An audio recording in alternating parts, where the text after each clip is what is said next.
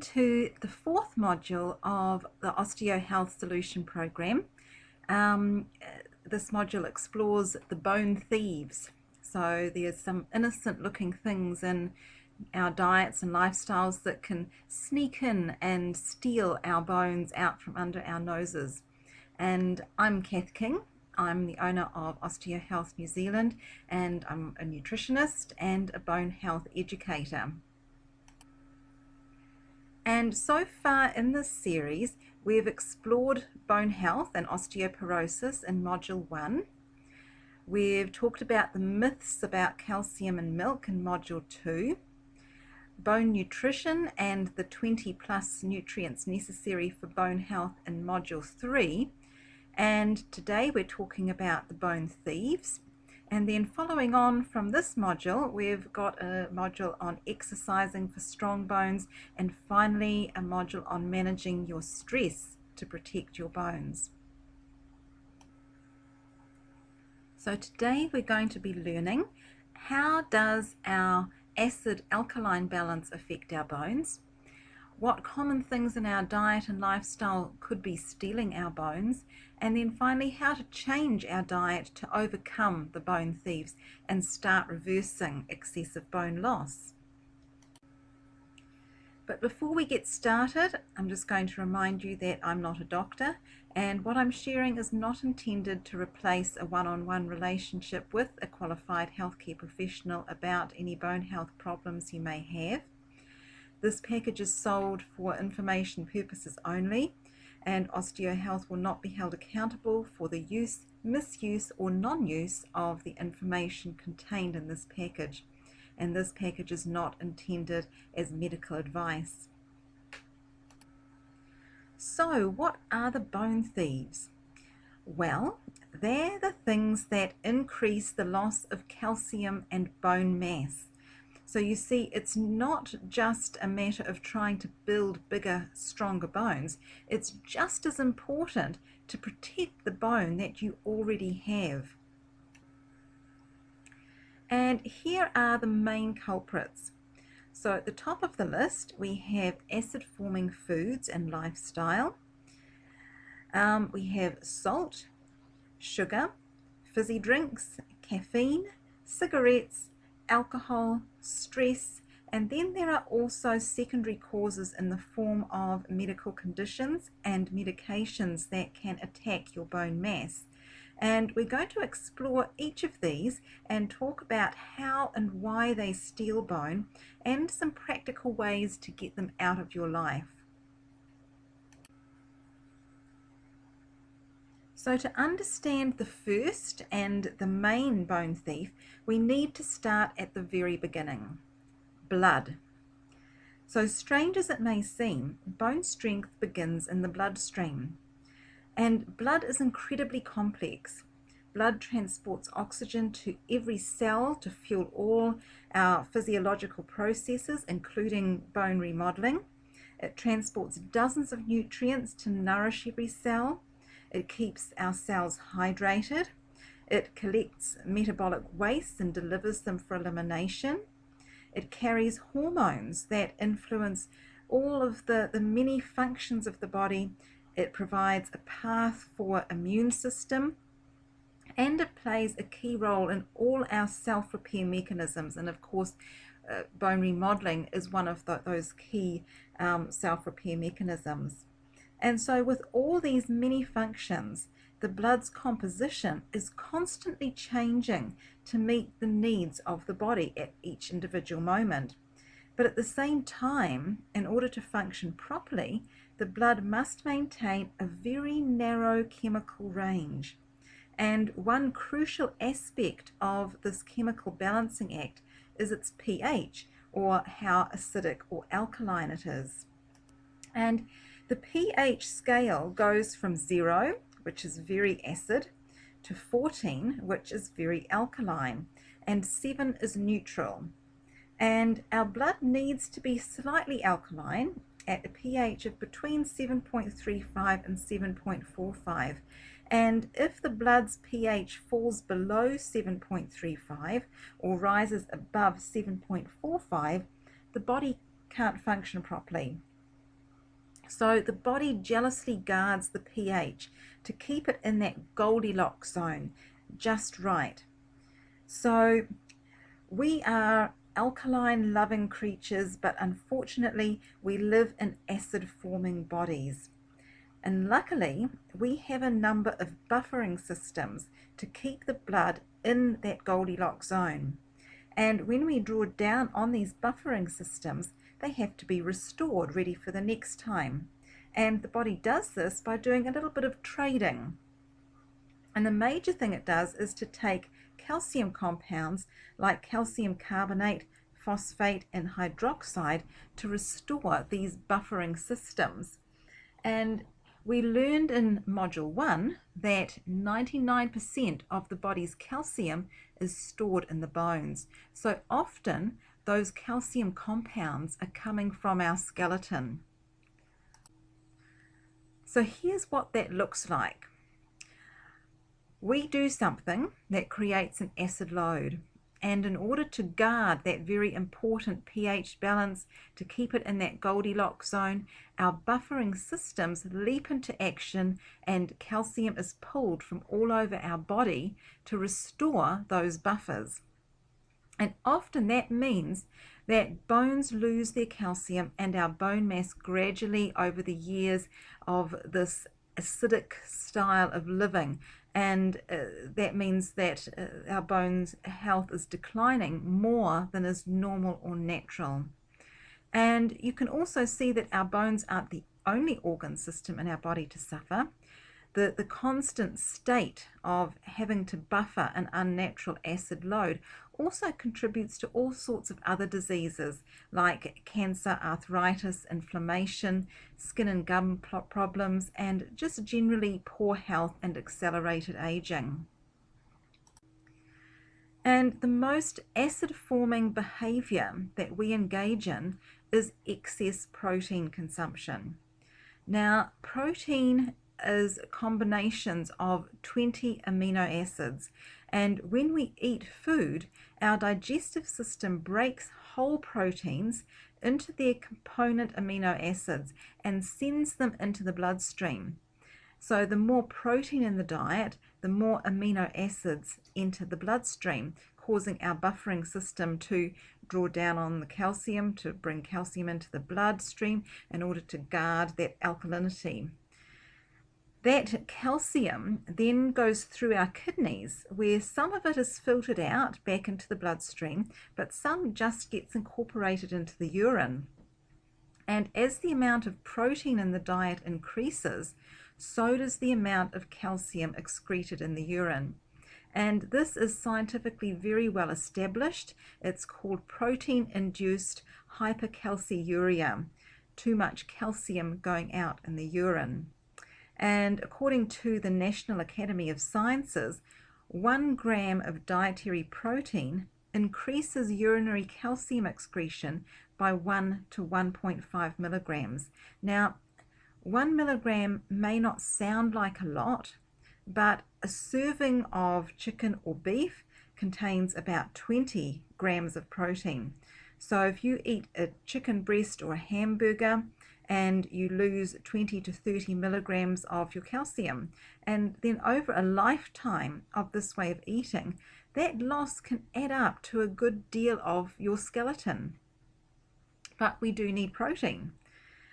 But what we don't know is that the standard Aotearoa diet, the standard Kiwi diet, includes 2 to 3 times more protein than we actually need. And this high intake increases the risk of osteoporosis and the loss of calcium from our body.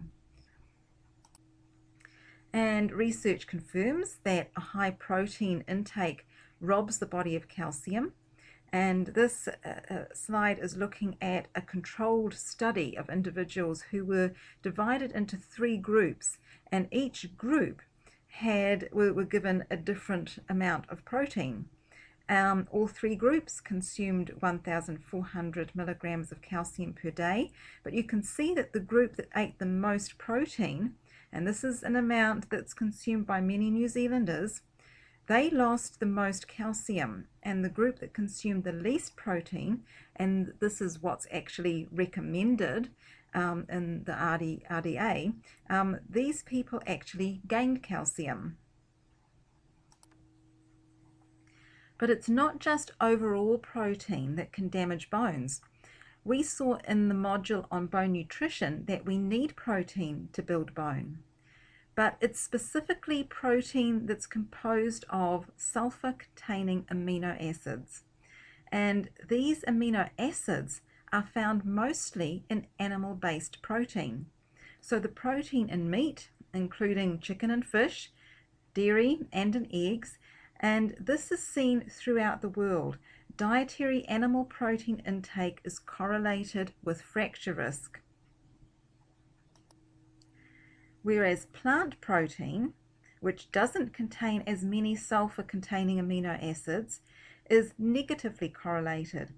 So getting your protein from lentils, beans, and greens is what's recommended, because the more plant protein you consume, the fewer fractures. And research confirms that women with the highest ratio of plant to animal protein suffer from fewer fractures, and women with the highest ratio of animal to plant protein suffer from weaker bones and more fractures. So women eating a lot of animal protein have been found to lose bone almost 4 times as fast as those who consume a predominantly plant-based diet. And so, as we said, the culprit is the sulfur-containing amino acids. And there are 2 sulfur-containing amino acids that are incorporated into protein. One is called methionine and the other is cysteine. And when you look at different foods and how much methionine and cysteine is in 100 calories of these foods, what you find is that beans have 77 milligrams of methionine and 55 milligrams of cysteine. Potatoes have 40 milligrams of methionine and 32 milligrams of cysteine. Rice has 56 and 30. But egg whites have a whole 900 milligrams of this very acidic amino acid methionine and 650 of cysteine. Whole eggs, 250 milligrams and 190. Beef, chicken, and salmon, between 350 and 530 milligrams, and then of methionine, and 150 and 280 milligrams of cysteine. Now, these are self-containing amino acids, and they break down into sulfuric acid, and as a consequence, this creates a very large acid load to the body that must be neutralized. And there's a scale that's used in the scientific community. It's called the relative acid load. And here are some examples of the relative contribution that individual foods make to the acid load.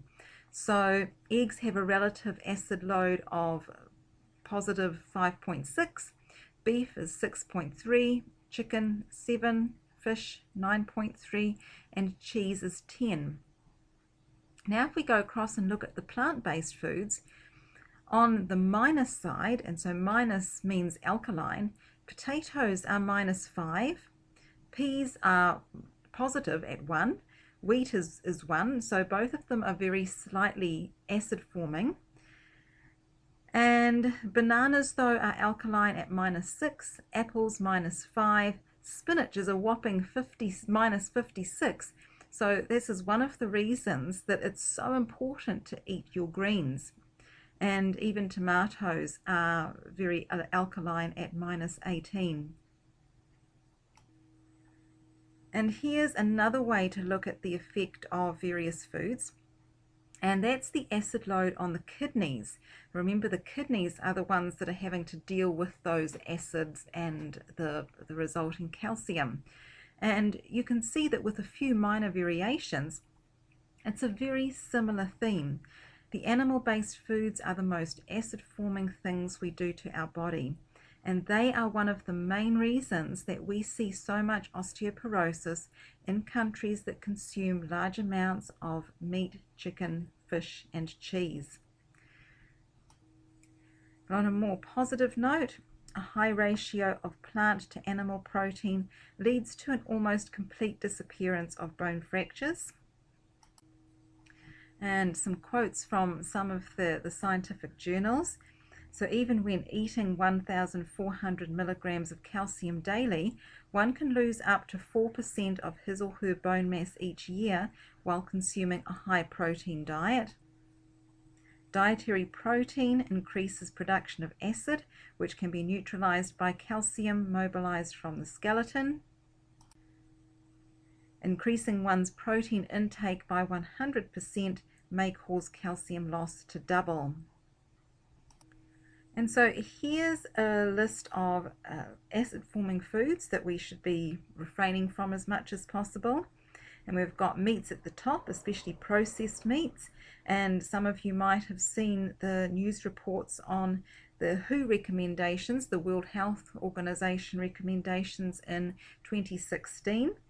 That recommend, or that stated that processed meats are now classified as a class 1 carcinogen along with smoking. And also any processed and refined foods, dairy products, especially cheese, is very acid forming. Refined flour products, sugar, and so studies have shown that high blood sugar levels increase the risk of fractures, because when the body is constantly experiencing a state of high blood sugar, the bones begin to age and the collagen rods get all gummed up and the bones can become brittle. Artificial sweeteners are probably even worse, so diet foods should be out. Each cup of coffee pulls out an additional 40 milligrams of calcium from your bones. So green tea is a better alternative that has many health advantages over coffee, including the fact that it can increase bone mineral density. And we've got sugar and fizzy drinks, and that's both regular and diet sodas. And these are currently the main dietary source of something called phosphoric acid. So we're going to be exploring that a little bit further on down the line, but that's definitely not a good thing. And then finally, alcohol. And this is what you need to replace those foods with: whole plant-based foods. So we're talking about vegetables, fruits, whole grains, legumes, and leafy greens. The fact is that plants build strong bones. They have all the nutrients needed to keep your bones strong and healthy, and there's nothing in them that really harms bone. Plus, calcium is absorbed far better from plants than from the calcium found in milk. The calcium in milk isn't going to do you any good if you're not absorbing it. And there was actually a news story in the New Zealand Herald in 2015 reporting on research showing that a more Asian style diet may prevent women developing brittle bones after menopause. And it seems that the soy content of the Asian diet is very protective. So switching to soy milk is a good idea, and consuming some tofu each week in replacement of a meat dish is also a good idea. And in fact, the plant-based milks like soy milk or almond milk actually have the same amount of calcium as cow's milk, and the calcium is absorbed just as well. So that really covers the biggest bone thief, animal protein. But there are some other bone thieves that we're going to explore now also. So next we're looking at a high salt intake. And a high salt intake increases calcium losses in the urine. So we're talking that hypercalciuria again. And some of these losses will be directly from bone. And one study found that for each 100 mmol increase in salt intake, urinary calcium is increased by 1.4 mmol. And if this loss is assumed to be from the bone, then this equates to about 1% extra loss of bone each year, which if you've got low bone density, you can really do without. And over extended periods, this can lead to weakening of bones and then ultimately osteoporosis. And Both epidemiological studies and randomized trials have shown that a decrease in salt intake reduces urinary calcium excretion. There was a study of postmenopausal women, and this showed that the loss of hip bone density over 2 years was related to 24-hour urinary sodium at the entry to the study. And so it was calculated that for these women who were consuming an awful lot of sodium or salt, it was calculated that a reduction in salt intake from 10 to 5 grams a day would have the same effect on hip bone density as an increase in calcium intake of 1,000 milligrams a day. And it's very difficult to get this much increase in your calcium intake without resorting to supplements. And we've seen in the module on calcium myths that taking calcium supplements has a number of risks that we really don't want to be engaging in. And there was another study that suggested that in postmenopausal women with a sodium intake of more than or equal to 3.4 grams per day, that a reduction in salt intake would benefit their bone health as well. And plus, excess sodium is a risk factor for things like high blood pressure, for heart disease, stroke, kidney disease, and it's also been associated with things like stomach cancer, edema, gastroesophageal reflux, headaches, angina, arteriosclerosis, and autoimmune problems. And so recommendations for salt intake are to keep sodium under 1,500 milligrams a day with an upper tolerable limit of 2,300 milligrams. Now, most New Zealanders consume in excess of 3,500 milligrams, so we really need to cut back. And we all need a little bit of sodium in our diet, but for most people, there's naturally enough sodium present in the fruits and vegetables that we eat. So, assuming that we're eating enough of these foods, most people don't need to add salt to their food in order to get enough sodium. And when I talk to people about this, surprisingly, many people tell me that they don't use salt, which is great. But most people are surprised to learn that it's not the salt we ourselves add at the table that's the problem. It's all of the salt contained in the processed food that we're eating. There's far too much salt in products like the canned soup, the sauces, bread, in restaurant and takeaway meals. So when people cut out the salt at the table, or even in their own cooking, it doesn't really make that much of a difference if they're still eating processed and restaurant foods. So salt is in these kind of processed foods in very large amounts. Manufacturers know that adding salt makes people enjoy the food more, and so they're going to buy more of their product. But an even bigger problem with the salt contained in these processed foods is that by and large, we can't taste it and you can't control it. Now, you can see that although the foods we would expect to contain a lot of sodium, like chips, do in fact contain too much salt. But even more salt is found in things like bread products, commercial soups, and products containing cheese and processed meats like pizza and burgers. And that's because the salt is combined into these foods, whereas in foods like potato chips, the salt is sprinkled on the outside of the food. So that means that the salt is the first thing to make contact with your taste buds. So products like potato chips that have the salt on the outside taste a lot saltier than other products like bread.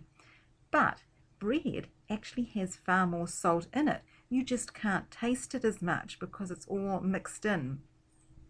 So the best way to use salt is actually to add it at the table, because then you can control how much you add. And when you add salt to the surface of your food, you need much less in order to be able to taste it. So we need to get the processed foods and the restaurant foods out of our diet. You need to be cooking your food from scratch without salt, and then maybe put the salt shaker back on the table where you can control how much you add, and you'll find that you need to add much less for the same effect. Try to keep added salt, so the salt at the table, under half a teaspoon each day. So that's about 1/8 of a teaspoon at each meal, so it's not much. Plus, if you are buying any foods that have a label, so any processed foods, when you read the label, I want you to look for a sodium to calorie ratio of 1:1 or less. So for example, if a serving is 100 calories, then you should be seeing no more than 100 milligrams of sodium per serving. And on to sugar. Now the problem with sugar is that it used to be just used as a condiment, but we're no longer using it as a condiment. We're using it as a food. So the teaspoon of sugar on your porridge isn't the issue. It's the chunk of sugar you're eating in the cookies and cakes and chocolate and sweets and desserts and ice cream, and even the refined carbohydrates like white bread and many breakfast cereals. You are eating sugar as a food. And refined sugar contains no vitamins or minerals, so it has absolutely no nutritional value. And also, consumption of sugar depletes our overall nutrient intake. And this means that a person who consumes 20% of their total dietary calories in sugar will have an equivalent reduction of vitamins and minerals of about 20%. And these vitamins and minerals, so the calcium, the phosphorus, the vitamin D, the magnesium, the zinc, etc., are essential to the human body for maintaining strong bones. And without them, nutrient deficiencies occur and diseases like osteoporosis tend to happen a lot more. And then secondly, sugar is absorbed really quickly in the body, and it causes a rapid increase in glucose levels. And this ultimately alters the body's pH, where it becomes more acidic. And we've just learned about that with the animal protein.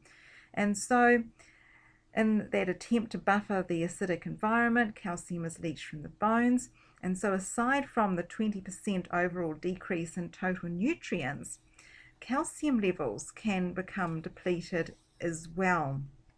And medical studies have demonstrated that administering sugar to healthy volunteers causes a significant increase in the urinary excretion of calcium. And again, since 99% of the total body calcium is in our bones, this increase in calcium excretion reflects often the leaching of calcium from bone. But the fact is that we do have a sweet tooth. We're designed to have a sweet tooth because our ancestors ate an awful lot of their calories they would have gotten from fruit. But these days, the processed food industry has used our natural preference for sweet things, and the industry's created many easily accessible, cheap, and really hyper sweet, very addictive food-like products. And these have hijacked the pleasure centers of the brain, and sugar can be very hard to quit. But filling up on fruit and other whole carbohydrates like potatoes and kumara and yams and brown rice and steel cut or whole oats, it can make it a whole lot easier to resist processed sugar when our bellies are full with these satisfying foods. And bear in mind that the category of sugar includes all sugars: white table sugar, raw sugar, brown sugar, honey, maple syrup, agave nectar, stevia, and of course all artificial sweeteners. So we really are talking about eating the fruit, the whole fruit, and nothing but the fruit to get that sweet taste. Now, dried fruit can make a really great sweetener, and it's also usually very alkaline forming. And I recommend making date paste to use to sweeten things like porridge or desserts. And making date paste is really easy. You simply put some dried dates in a bowl, you cover it with hot water, leave it to soak for a couple of hours, and then blend it up in a food processor or blender to make a paste. And this paste will last in the fridge for up to a week. And dates have got all the fiber and the micronutrients still present, and so like other fruit, they're very alkaline forming and they won't leach the calcium from your bones. And related to sugar is the area of soft drinks, particularly colas or energy drinks. And soft drinks contain huge amounts of sugar. Many of them contain caffeine, which we're going to come to next, and they also contain phosphoric acid, which, as the name suggests, is also acid forming, again leaching calcium from bone. So it really pays to get out of the habit of drinking soft drinks. Water is the only beverage we actually need, but often people really want something with a little bit more taste than just plain water. So I suggest trying unsweetened iced teas or fruit-infused water, and you can make fruit-infused water simply by putting some orange or lemon slices or peel, or even some chunks of fruit like watermelon, strawberries or peaches in water, and leaving it for a few hours before removing the fruit and drinking the water. And it gives you this really pleasant tasting water that's very refreshing and a lot better for you than soft drinks. And you could even make smoothies, again, using either just fruit or combining fruit and green leafy vegetables to make green smoothies.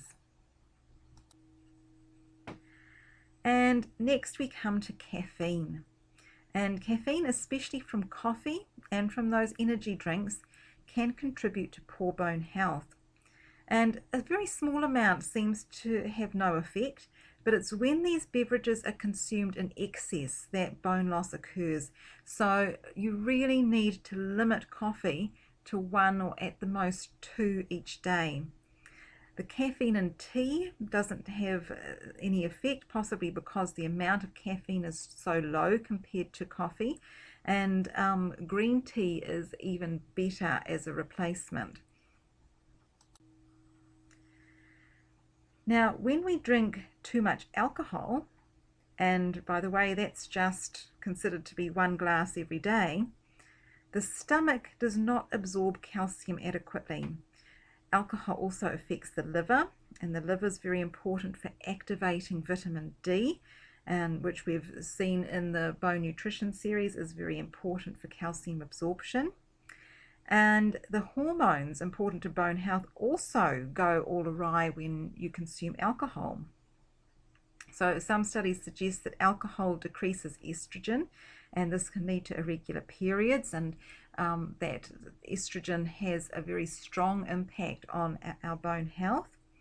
And then as estrogen declines, bone remodeling slows and it leads to bone loss. So if you're in the menopausal years, this can kind of add to the bone loss that's naturally occurring. And there's an increase in 2 potentially bone damaging hormones when you drink alcohol. One is cortisol and the other is parathyroid hormone. And high levels of cortisol are seen in people with alcohol dependency, so who are alcoholics, and this can decrease bone formation and increase bone breakdown. So chronic alcohol consumption also increases something called parathyroid hormone, and this also leaches calcium from the bone, and also excess alcohol kills the osteoblasts, which are the bone making cells. So alcohol is a really bad idea if you have any kind of excessive bone loss. You really need to be cutting this stuff out of your life. And cigarette smokers get more osteoporosis for a number of reasons. The nicotine reduces the blood supply that our bones need, and other chemicals in cigarettes bind to cellular aryl hydrocarbon receptors in the body, and this actually causes the excessive multiplication of osteoclasts, which, as we've seen in the first presentation, osteoclasts are the cells that eat away at damaged bone. And so when we have too many of them, this can cause very rapid bone density loss. So we definitely we want to have them in balance with the osteoblasts.